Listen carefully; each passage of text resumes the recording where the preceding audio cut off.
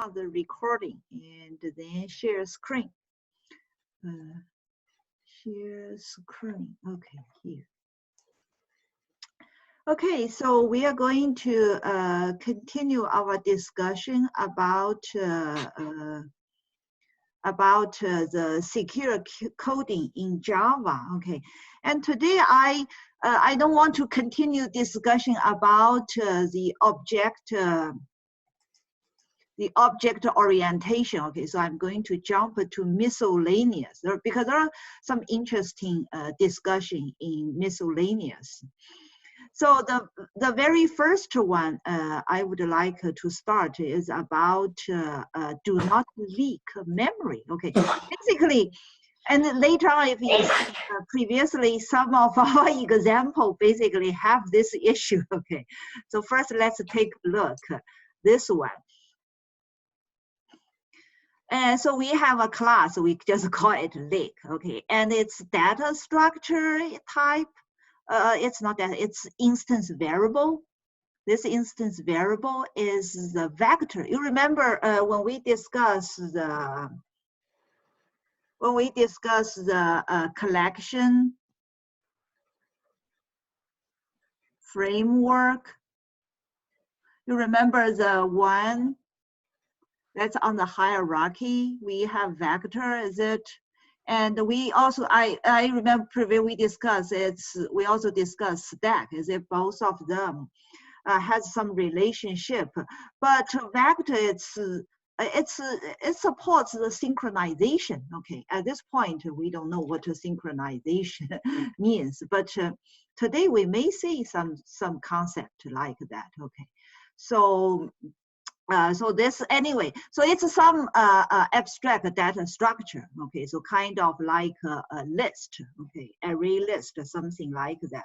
So vector is more like an array list, and you can add and delete. And then let's see. So here we have a method we call it use vector. Is it?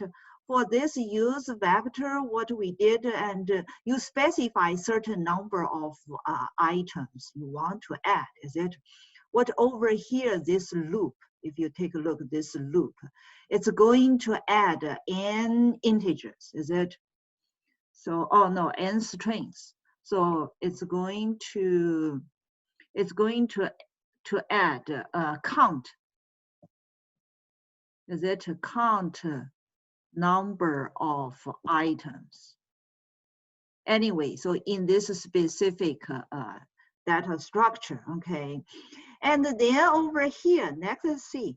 The next day it's going to do something, is it? And this is within a method, is it? And then here we have another loop. And for this loop, you start from kind of the end, is it, to the beginning. You are going to call remove, is it? You want to remove the item. And whenever you call remove for the collections data structures, is it? What they're going to do is they're going to, like over here, it's free the memory. Okay, free the memory. So the idea is, so here is a heap. Is it? Here's a heap. Suppose in the case it's a linked list. It's a linked list. Then what remove does is they will free off that memory location. So kind of like some room, is it? You move out of all of the furniture, that room is freed, okay? And then you can put some other stuff, is it? So the memory is freed, okay? So then at this location later on, maybe you can add an array, is it? So that's kind of the concept. Okay, so the free memory. But if you take a look, previously when you ask for memory, okay, over here, it's count number. Is it? It start from 0 to count, is it? But not including count. But here, when you do the remove, you remove from the count -1, but not all the way to 0, to 1, is it? So it has 1 less then. So when you do the remove memory, is it? Remove the clear, free the memory, You always have one left over. Left over, is it? And then just think about, then in this case, then here is our main function, is it? And the main, you have an infinity loop, is it? So this is infinity loop. Is it? Then infinity loop, you call that use vector, is it? You call use that vector, then just think about the scenario, is it? So it's going to keep kind of request memory, is it? And oh, then remove. But I always leave one, and forever, is it? Because it's a forever loop, is it? Then what's going to happen? And if you keep doing, is it? Then all of this leftover, will take over the complete heap space, is it? So that will cause a big issue, is it? So this is not a good design. Okay, that's not a good. That's why we call this whole issue leak memory. Okay, memory leak issue. And the memory leak issue, if you take a closer look, it says it can cause out of memory error, is it? It's consumption of all available heap space, is it? And it can result in your program termination, is it? And the excessive memory leak can also lead to what? Lead to memory exhaustion and denial of service, is it? So we must pay attention to this when you design a good application, is it? So there are some solutions. So solutions, you need to be careful, is it? Wherever, how many you add, then don't forget this, is it? You need to clear out every single one. Okay, clear out everything. And there is another thing. You remember, if you recall of the methods from Java collection framework, is that a lot of methods, they have the data structure, they have the clear method. Okay, so then what this method will do is it will remove every cell, okay, allocated for that data structure. So it will clear out all of this. So the memory, all of the memory. So then in this case, all allocated memory, is it, will be reclaimed, is it? So that's good. Okay. Then you may ask, why do? Because anyway, Java has garbage collection, is it? But in this application, like what we showed previously, is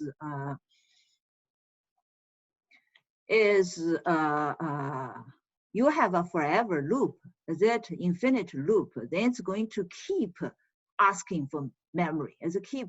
Take the heap space, is it? So that's why that's not going to work. It's a cause memory exhausting, is it? So you can also use the clear method. Okay, so just make sure you can do that.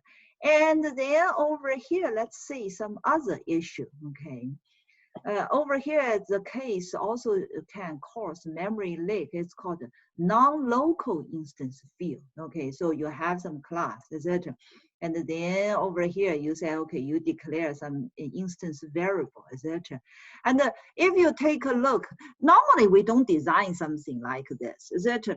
So for this class, you only have this single method. This single method will do something, etc. What it does, okay, it will do for this instance variable, is that it's going to be add with something, is it?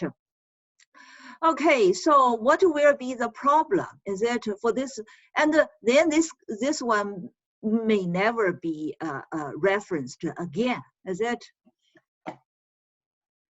Never referenced again. So ideally, you hope like it can be garbage collected, but in this case, it will not. Is it because it's a class, it's an instance variable?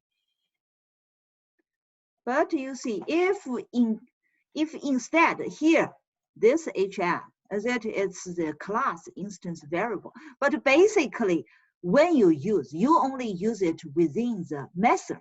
Is it? You only access in the method, then in that case, you should reduce it, the scope to instance field.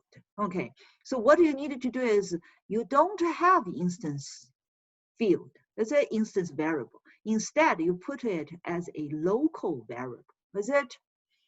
So this HM is a local variable, is it? And this variable, the scope is what? Is between the do something, is it? So it's a start here and the terminates here, is it? So in heap, is it? Basically, then it's going to only be, this is not going to happen in heap, okay, then in this case, because it's a local variable, okay, so it's a runtime stack. So it will have that variable just start at the curly brackets, and it will end at the closing brackets. So that's its life scope, is it? Then it will be clear, is it? So it won't waste the memory, is it? So that's the case. Okay, then let's say it's called a lapsed listener. Okay, so this is the Java applet. It's a little bit, we learned Java FX for GUI, is it? And this is, can do like the servlet, some other thing, okay, from the Java. So, but there are a lot of similarity anyway. So in this case, you have the button, is it? And what is the button going to do is you do some add action listener, is it? So that's kind of similar as what we learned from Java FX. And we have this reader class defined, is it? So what is this reader class going to implement that action listener interface, is it? And it's going to, within it also has read something, is it? So that's why here is a, so there also is a problem in this case, because this reader is just referenced here. That's the only place it's referenced. Then it's never going to be used, is it? So here it discusses a couple of another scenario, okay, for the non-compliant in this case. So over here, you said, okay, then because you do something, is it? So the reader read something over here, is it? And over here is you just, you add that listen, is it? Okay, then you said, I'm going to do something, is it? After I finish do something, basically this reader, I don't need it anymore. So basically after this, I don't need it anymore, is it?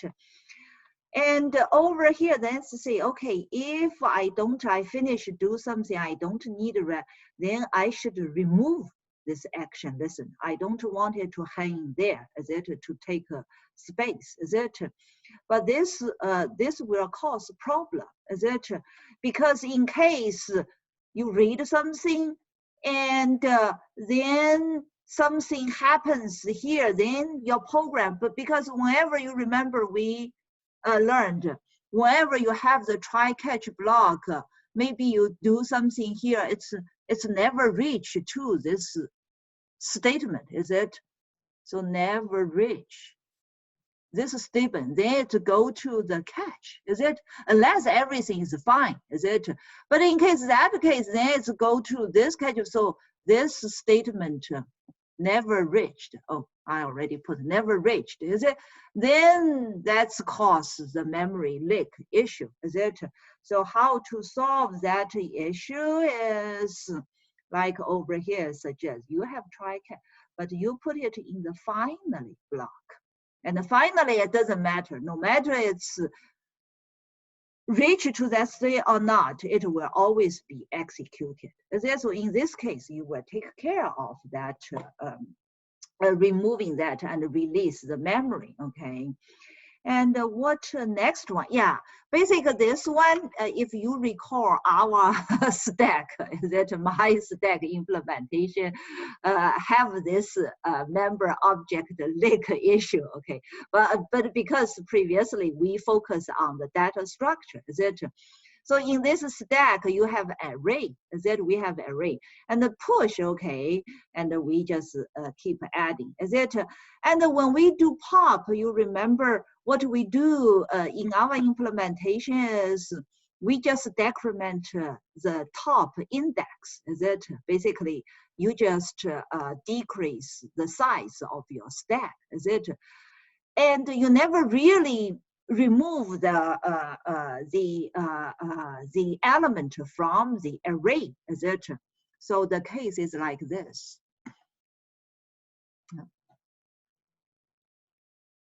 Is it? Because for this case is each time when you do create the stack, is it an array? So it's a heap, is it?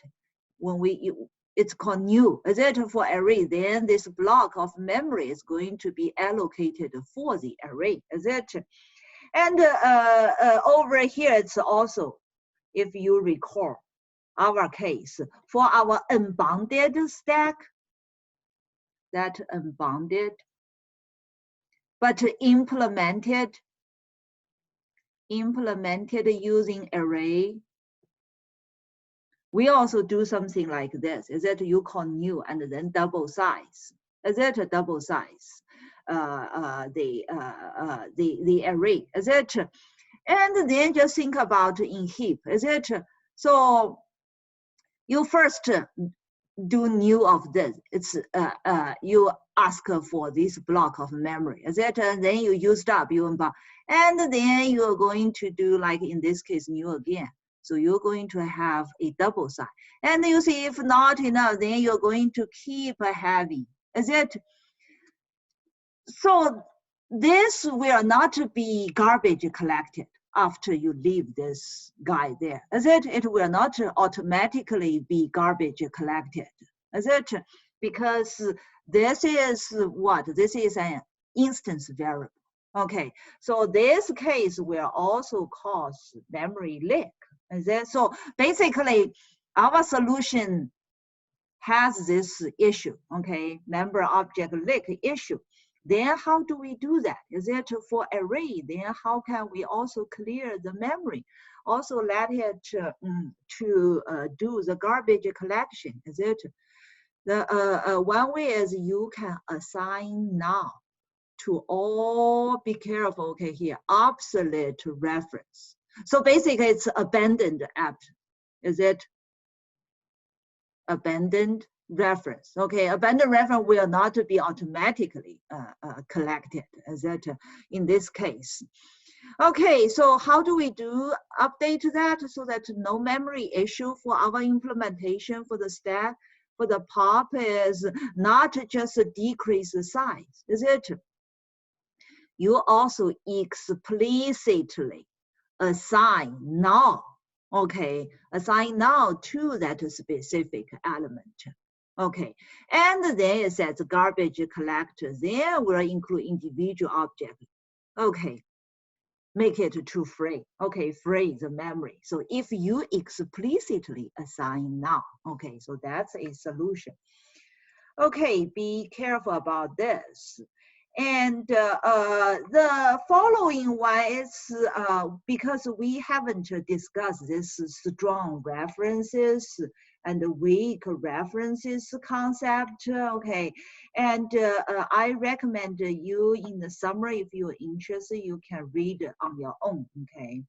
So that's the general based on what we learned for the memory issue, okay. The next one also quite interesting, says do not exhaust heap space, okay. So the memory leak we already discussed is an infinite loop, a lot of time can cause that, is it? And also limited amount of default heap memory available, we will see that, is it? And also incorrect implementation of common data structures, like the stack we implemented, is it? That's not a good way, is it? And the serialization, and we haven't learned that concept, okay? And also it says write a large number of object to object output stream, okay? That can also call, we will see that, okay?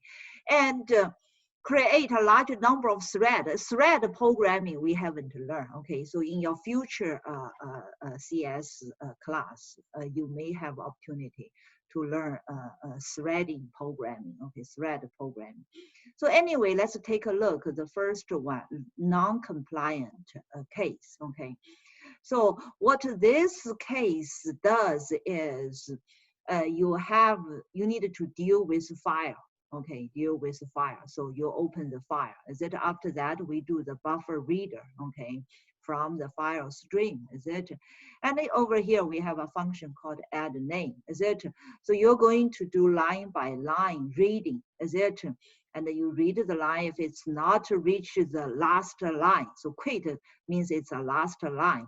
If you haven't, then you're just going to keep adding the line you read. Is it to the names? Is it what names is? Names is a vector. Is it a vector of string? And then in this case, just think about it. Is it if your file is huge? Is it if your file is huge, then it will be broken here. Is it? Yeah, so that's the issue. Okay, so it doesn't mean that you can open the file, then you can read a very, very large file. So that's not going to work. So by instinct, we know this. Is it?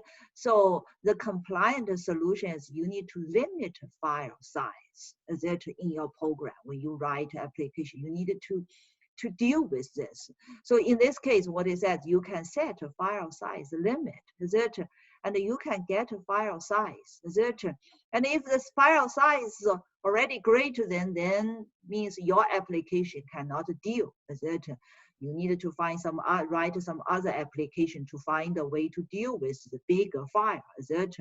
Otherwise, you can just go ahead, do it, is it? And also, there is another issue is you read every single line, is it? You read every single line. That single line may be too, that string itself may be too large. Is it? Attacker can do that.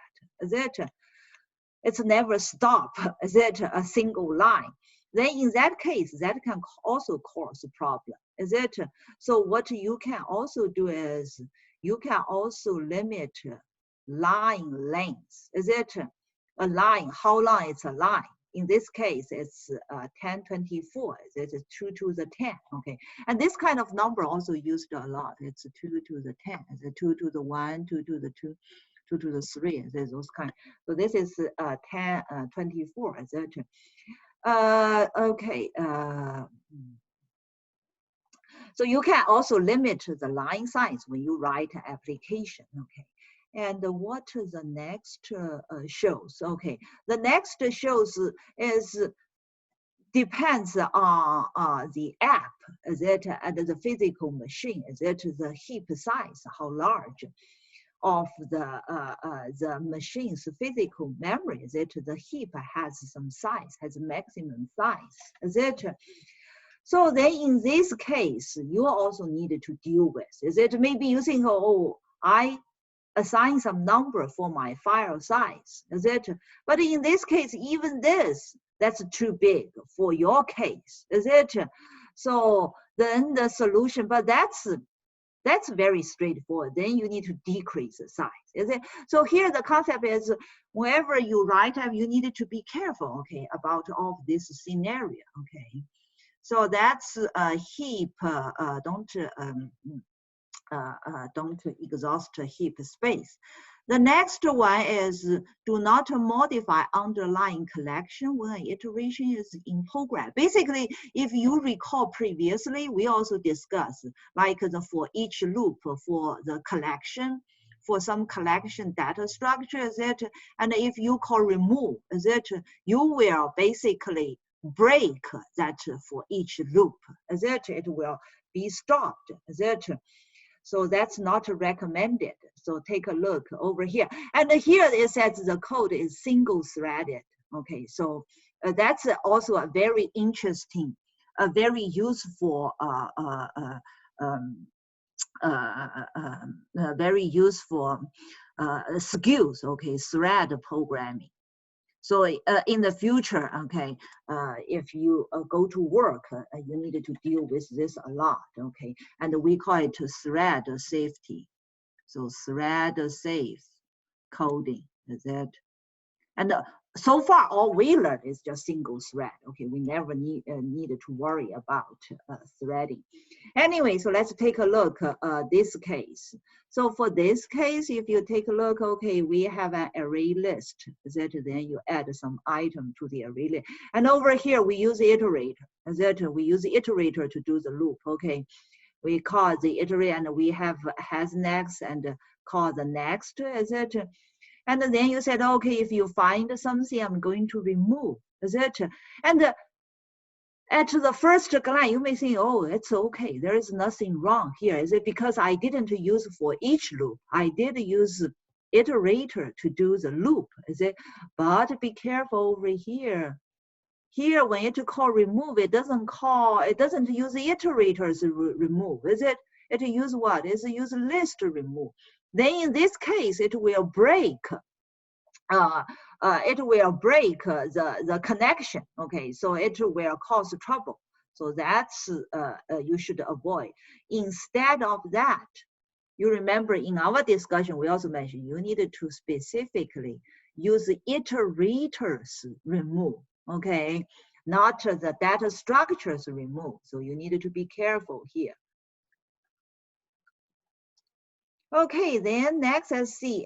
Over here, it has a concept called multi-threaded. Okay, multi-threaded is kind of like the concept, like in Word. Is it? You can type, you can save. Is it? Simultaneously, something like this. Is it? That's because of the multi-threading. Okay, support. Okay, that's your other classes topic. It's parallel processing. That's all. Right now, it's very important. Okay, because data and application is becoming more and more complicated. But anyway, so here let's just take a glimpse of the idea. Okay, so we have a array list, and this array list, the type is some widget. Okay, widget maybe you can think of like a button, something like that. Okay, and the widget operation, then this function, what it does, it try to loop through of the widget, is it, and then do something, is it, do something. And here it says this may cause the problem called concurrent modification exception, is it, and because over here that do something depends on how you write your do something, is it, and if that do something maybe like remove, is it? Then that will cause the concurrent modification exception, is it? So that's not a good way. So the thread safe collection, is it? And instead of you doing that, then what you can do is you can use this collection synchronized list. Okay, you can call this method, okay, and to create the array list, okay. Then in this case, if you add this keyword synchronized, is it, then it will take care of that issue, okay. It will do the client locking, okay. So what the idea is, because you may say, oh, that doesn't look bad, is it? Because for the thread, is it? So the thread, you have the this whole widget list, is it? But you have multiple thread. So this is that widget list, is it? And all of this thread basically can access. So if we don't have a mechanism to coordinate the list, is it? So you have the widget list, so you have the first one, the second one, the third one, something like this, is it? Then if these two threads simultaneously, so concurrent access the same widget, and do something that's not allowed. That shouldn't be allowed. That's called, that will have a race condition issue, is it? So that's why it will cause the concurrent modification issue, is it? Assuming, okay, what this thread is trying to do is to add something, and then this thread try to do to remove something, then what's really going to happen with this? It's contradictory, is it? So you don't want that to be happen, is it? So then that's why if you do this synchronized, is it synchronized? Then each time it will only allow one to read and write, okay? So here it says to avoid the deadlock, is it? And the starvation problem, okay?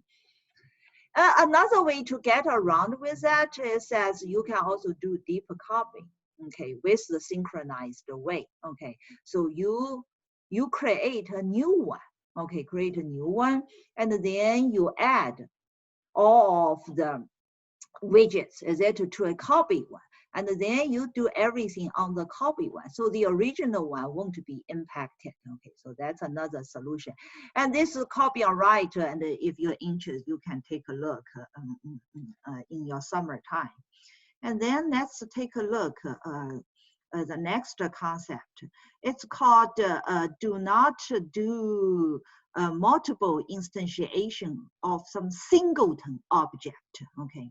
So here is a concept called, basically, right now, that's also very important for the professional Java programming or any of application development. It's a design pattern, okay? Design pattern, one of it here is called singleton design pattern, okay? And also very interesting topic, okay? It's a big topic also itself. Design pattern itself can be a class, okay? But we don't have that kind of class, but it's a very, very useful class for the real industrial work, okay? So the singleton design pattern, what its intent here says is described as by the, I'm sorry, and anyway, it's said by the seminal work of this person, okay, so some classical book about the design pattern. Okay, so the singleton, is it? So what we here want to know, what's a singleton concept, okay? So singleton instance, is it? What is a singleton instance? Singleton instance is the class will only have one instance, okay? But you need to have a global point to access that single instance, okay, single instance. So then here it has further explanation. It's any instance of a singleton will occur only once per class. Be careful, okay? And basically we already kind of learned the concept static, is it? Yeah, so that's the idea, okay, that's the idea. And here it's said the relevant technique to kind of aligned with the singleton design pattern is make a constructor private. That's interesting. So far what we learned is constructor is public, is it? No, in Java it allows constructor be private, okay, be private. So Java, you can also create a constructor that's private, okay? And over here, it's regarding threading. So you can employ some lock mechanism to prevent initialization from multiple threads, okay? So that's some other topic. And also class seriable, we didn't learn, that's future topic. And so, also here it says ensure class cannot be cloned. Is it previous when we discuss a lot of example, we provide the clone, is it? But basically, if you say for the singleton design pattern, okay, that's not recommended, okay? And if you do, what should we do, okay? And also it says prevent class from being garbage collected if it is loaded by custom class loader, okay? So that's the general idea, okay? So let's first take a look. So here we have this class, is it? And then we have an instance variable, is it? And it is a static access level. Okay, over here, that's static. And over here, it has its constructor, is it? But the constructor says it's protected, is it? And what it does is initialize that instance. Yeah, it looks like it meets that definition, only initialize once, is it? And also it has this method called get instance, but this also already be synchronized. It's just return that one, is it? Okay, that's the general idea. But here the problem, it may cause a problem is some attacker can create a subclass. And that subclass then can extend the accessibility of the constructor from protected, okay, or public. Then it allow untrusted code to create multiple instances. Then it's violate your singleton principle, etc. So that's not good. So what over here to recommend is for your constructor, you do private. Okay, you do private. Then in this case, what it shows is not just that, you also make your instance variable, static, and final. Okay, and the final, you remember we said it can only be initialized once, is it?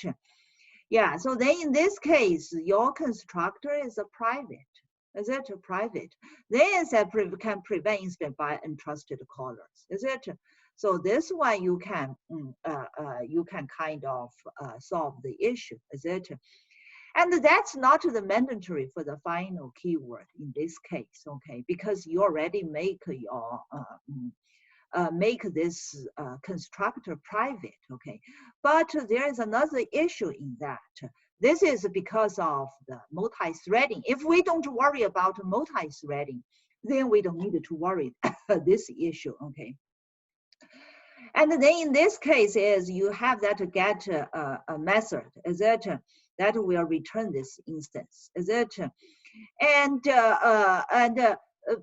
like previously we explained, you should try to, in case of the multi-threading, that can also cause the issue, is it? Because this instance, you didn't do lock, is it? And with multi-threading, then is that can employ, you must employ some form of locking. But if you don't, is it? Then it can construct multiple singleton objects, is it? So that's not the scenario, that's not the case, okay? So here we said, okay, then how about I just add this synchronize, is it? This keyword, that's also not going to work, is it? So the way the solution, what it recommends is you provide some synchronized method, okay? So this get instant method will be synchronized. That will be synchronized. And over here, you can also perform, it's called double check the locking, okay? Double check locking is you do synchronize here, is it? And you first check if it's not, is it? Then you do synchronize, is it? But after you do the check again to see if it's not, okay? Because this is try to multi-threading. So it's kind of complicated, and it's just for your interest. And of the later topics, it's also beyond our current knowledge, okay? And then next, now, this is already beyond. So of the remaining parts in this miscellaneous rule, it's already beyond our current knowledge. And then let's take a look. I first need to take a look what time it is, okay? I remember last, we already finished this one. Then let's see, number 6. Okay, number 6, over here, the concept is defensively copying mutable inputs and mutable internal components, okay? So let's take a look what the concept is, okay? So over here, we have this class. The class is a final class. And the final class means you cannot create a subclass, okay? So it cannot serve as a superclass. And over here, what you're going to do is we have some HTTP cookie. Okay, so this is some setting stuff. Okay, quite important. Okay, but here it says java.net.http cookie. It's mutable. Okay, because for Java, there are a lot of usages at Android development. So that's why we need to know of this concept like HTTP, cookie stuff, Android, and also the backend for web development. The backend. Okay, it's called Java Spring framework. Then if you wanted to do any web related, internet related development, then the java.net, that's what that package will take care of, a lot of setting issues, okay? Okay, so anyway, so that's a cookie, is it? Okay, so cookie, if it's now, what should we do? And the cookie involved if it's expired, is it? Okay, you say, oh, I check if both not to reach both of them, then I'm going to do something. Is it? Okay. But even between this and you do something, here says the cookie may already have expired. Is it after you do the check? Okay. So it may expire. Is it? Attacker can have it do something like that. Is it? So then how do we do that? Is it? How do we solve that issue? Is it? So what here it says, then what you do is you can create a copy called the clone method, deep copy. Okay, you create a copy, then you do something on that copy. Okay, so then over here you check it, then it doesn't matter. Is it because you already keep the copy? So in case, what over here, so it's very tricky, okay? It's not just the logical flow, okay? What over here is attacker may do something here. Is it assuming like make it expire?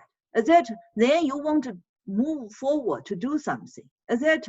So that's the issue, is it? But if you have a deep copy, then you don't need to worry that issue. Okay, so that's what this solution mean. Okay, and over next is previously you also you remember for the clone method, is it?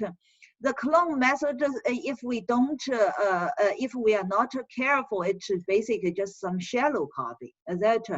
And even with array list, with collection data frame, itself a lot of times it's just a shallow copy, is that? And the shallow copy here is insufficient for array of primitive type. That's going to work, okay? But it will fail to. It has vulnerability, okay, when the elements of the array, okay, so here we need to be careful, okay, when array elements are reference of mutable objects, is it, such as array of cookies, then you need to be very careful, okay, not just a clone will take care of everything, okay. So in this case, it says, okay, this deep copy function, is it has a primitive array. It also has a reference array, is it? Then for this case, that's a shallow copy, but it's okay because it's primitive type, okay, so it won't impact. And for the cookie array, then in this case, you do need to call new first, okay? So the idea over here is, suppose this is our heap, is it? So you do have the copy, is it? You do have the copy. So you call new exact same size, is it? Then will allocate a new block of memory. But not just that, is it? For each of the cookie, is it? For every single one, is it? Then you need to call new again, is it? Then you need to call new, not new, you call clone, is it? That clone. So that clone will create a new copy. Okay, so that's what over here it means. And then you can do something. Okay, so that's the idea. and here, and just like over here, if you just call the collection clone, that the collection clone, it's a shallow copy. So in case the attacker do something, then that will be on the collection, the reference object itself. So that won't work. So the solution to that is you do this new. Okay, you call new array list, and with whatever the data structure you pass into the array, then this is going to be a deep copy. Okay, this is going to be a deep copy. Then you can get around with that issue. Okay, so that's the idea about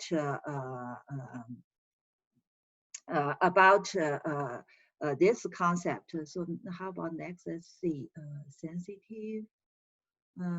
This is pretty straightforward. You can read on your own. Okay, let me see if this one. Okay, this may be interesting. Is that do not expose private member of an outer class from within nested class. Okay, so inner class. Previously we learned. Is it? So let's first take a look at this case. So you have a coordinate class that has X and Y you defined. And then this is a public constructor. Is it? Within the public constructor, you call the get method. Is it? Then it has the X, Y. Is it? And here, oh, okay. Is it? So over here, basically, it's not a good solution. Is it? In this case, and over here, yeah, over here. So this is an inner class. Is it? This is a nested inner class. Inner class, is it? And this inner class, it access both of this private instance variable, is it? But this inner class, it's a public one. Okay, it's a public one.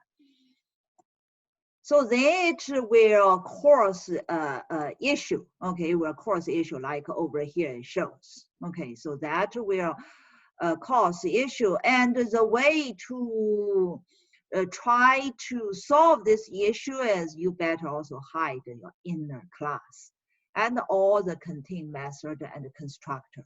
Is it? So instead of define it as public, you define it as private.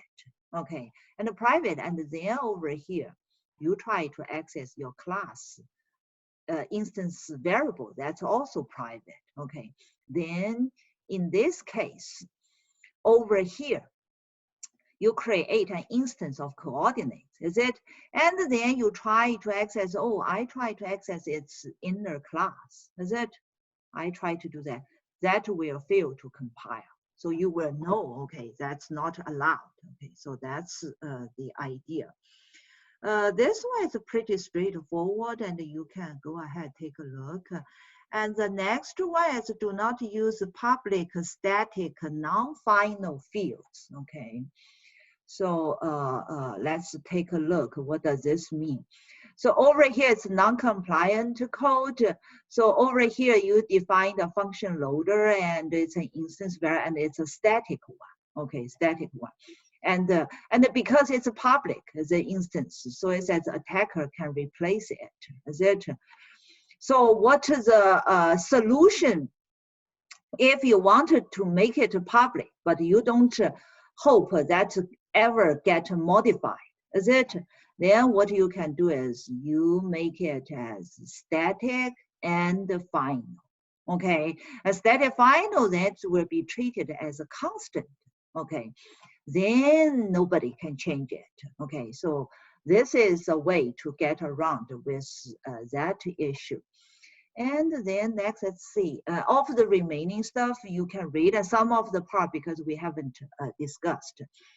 And what next is, when you write your constructor, okay, if you also let the constructor throw exception, then you need to be careful, okay?